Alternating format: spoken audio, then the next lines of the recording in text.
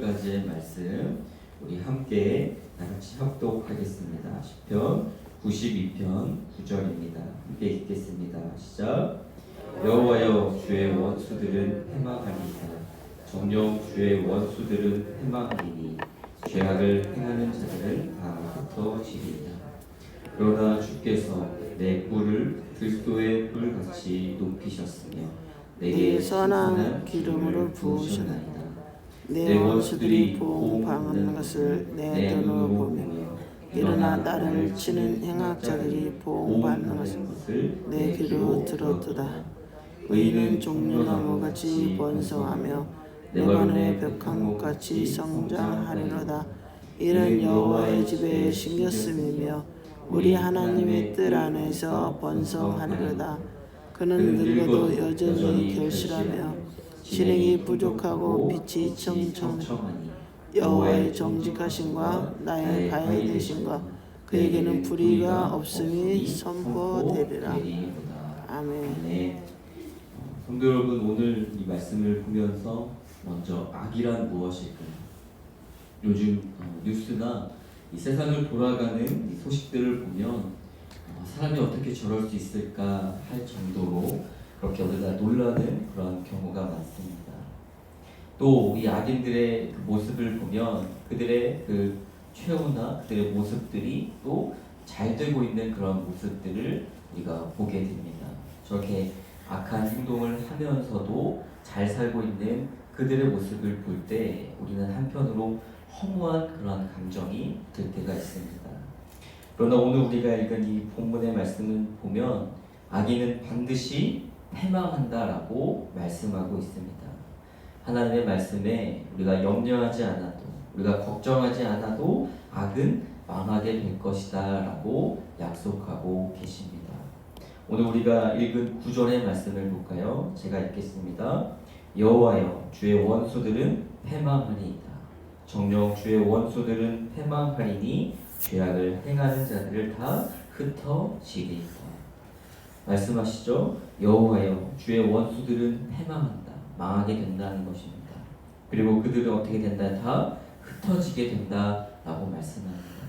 또한 우리가 어제 읽었던, 어제 본문이었던 7절도 이렇게 기록합니다. 우리 한번 7절을 함께 읽어볼까요? 시작. 악인들은 풀같이 자라고 악을 행하는 자들은 다 흥왕할지라도 영원히 멸망하리이다. 성도 여러분, 악인이 패망하는 것은 상식이고 법칙입니다. 여기 보면 7절의 말씀에도, 어제 본문이었지만 7절의 말씀에도 악인들이 풀같이 자라고 악을 행하는 자들이 다 흥왕할지라도, 잘 되는 것처럼 보일지라도 하나님은 반드시 그들을 심판하신다라고 우리에게 분명하게 말씀하고 있는 것입니다. 그러므로 저와 여러분이 해야 할 것은 무엇인가? 우리는 하나님의 백성답게 우리가 해야 할 일에 우리의 마음을 써야 하는 것입니다. 또 우리가 하나님의 백성답게 어디에 서 있어야 하는지 우리는 그것을 기억하며 무엇보다 무엇에 우리가 집중하며 살아가야 하는지 우리는 우리의 삶을 늘 되돌아볼 필요가 있다는 것입니다. 그래서 무엇보다 우리는 하나님을 바라보고 천국의 소망을 가지고 우리가 걸어갈 그런 길에만 집중하는 저와 여러분이 되어야 하는 줄로 믿습니다. 그렇다면 오늘 말씀에 하나님은 어떠한 분인가?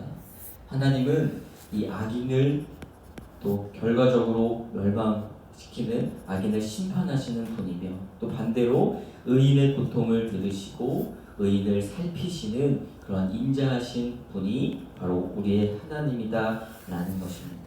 그래서 오늘 말씀 10절에 보면 시인은 이렇게 고백합니다. 우리 10절을 함께 읽어볼까요? 시작. 그러나 주께서 내 뿔을 들소의 뿔같이 높이셨으며 내게 신선한 기름을 부으셨나이다. 우리가 우리 스스로 높아지는 것 같지만 우리는 우리 스스로 높아지는 것이 아닙니다. 하나님이 우리를 높아주시기 때문에 우리가 하나님께 높임을 받을 수 있다는 것입니다. 10절의 말씀에 보면 이렇게 이야기하는 거죠. 주께서 내 뿔을 들소의 뿔같이 높이셨다. 우리를 하나님의 영광으로 하나님이 높아지신 것처럼 우리도 하나님께서 우리를 존귀한 사람으로 하나님의 사람으로 세워주신다라는 것입니다. 그리고 그 뒤에 이어 뭐라고 이야기하나요? 내게 신선한 기름을 부으셨다. 이때 기름을 부으셨다라는 것은 무엇인가요? 하나님의 사람으로 세우실 때 기름을 부으죠. 하나님께서 세운 사람이야말로 하나님께서 사용하는 그러한 사람이야말로 하나님께서 세워주실 때 그 사람이 하나님의 존귀한 자로 세워진다라는 것입니다. 그러므로 우리는 하나님의 사람이 되기 위해 우리는 주님 앞에 더욱 우리의 신앙의 모습이 올바르게 세워질 수 있도록 우리는 늘 주님을 붙잡고 나아가야 하는 것입니다. 그렇다면 하나님의 사람이 된다면 우리는 무엇보다 하나님의 안에서 성장할 수 있습니다. 하나님께서 우리를 높여주시고 하나님께서 우리를 하나님의 일꾼으로 세워주셨다면 우리는 거기서 멈추는 것이 아니라 우리의 삶 가운데 매일매일 성장할 수 있도록 우리는 그 주님의 말씀을 붙잡고 살아가야 하는 것입니다. 그래서 하나님 안에서 성장하게 될 때 오늘 말씀을 통해 어떻게 성장시켜 주시는지 그 말씀이 나오는데 그 말씀이 12절의 말씀입니다. 우리 또 12절 말씀을 함께 읽겠습니다. 시작. 의인은 종려나무같이 번성하며 레바논의 백향목같이 성장하리로다. 여기 보면 이 종려나무는 이 물이 부족한 이 중동 지역에서 가장 큰 나무였어요. 그래서 이 큰 나무로 이 종려나무는 길이가 8m까지 자란다고 해요. 근데 이 물이 부족한 이 척박한 땅에서도 이 종려나무가 자라는 것은 종려나무의 생명력이 그만큼 길기 때문이에요. 그래서 이 종려나무는 정직함과 성실함을 뜻하는 그런 것을 상징합니다.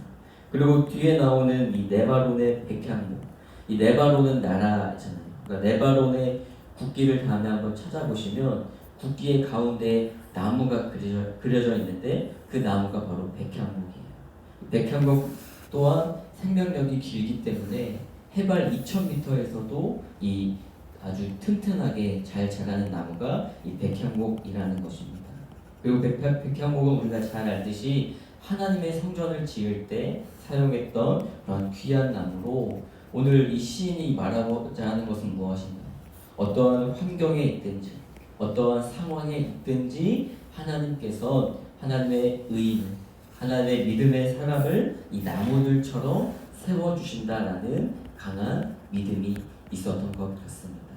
그렇다면 여기서 우리가 이 종려나무와 백향목처럼 우리의 삶도 어떻게 하면 이 나무들처럼 살아갈 수 있을지 우리는 그것에 집중해 보아야 하는데, 그렇다면 우리가 종려나무와 백향목과 같은 삶을 살기 위해서 우리는 어떻게 해야 할까?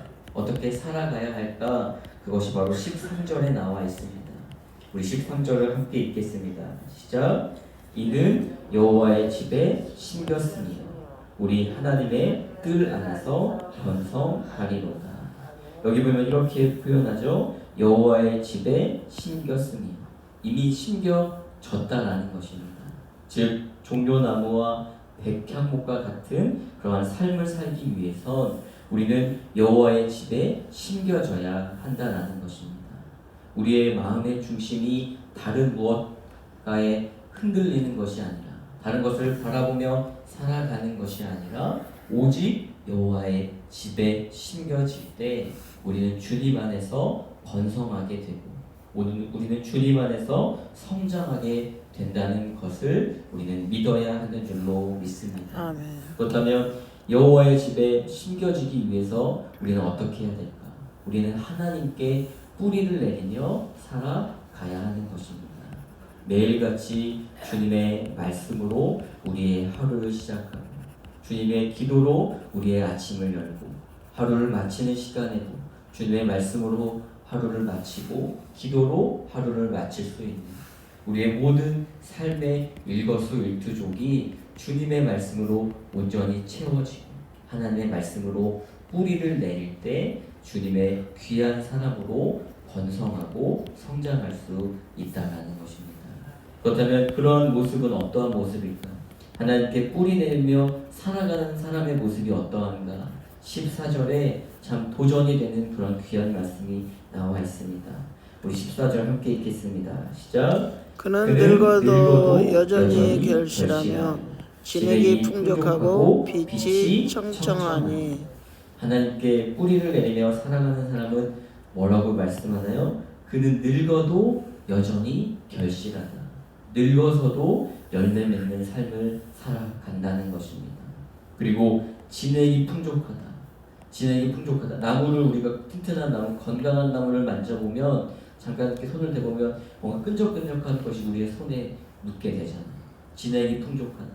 아무리 나무가 오래되었다 할지라도 그 나무에 진액이 풍족하듯 사람이 늙어도 그 사람 가운데 생명은 여전히 튼튼하고 건강하기 때문에 나눠줄 것이 많기 때문에 뭐라고 이야기하나요? 빛이 청청하다. 늙어도 그 빛이 청청하게 유지된다라고 우리에게 분명하게 말씀하고 있다는 것입니다.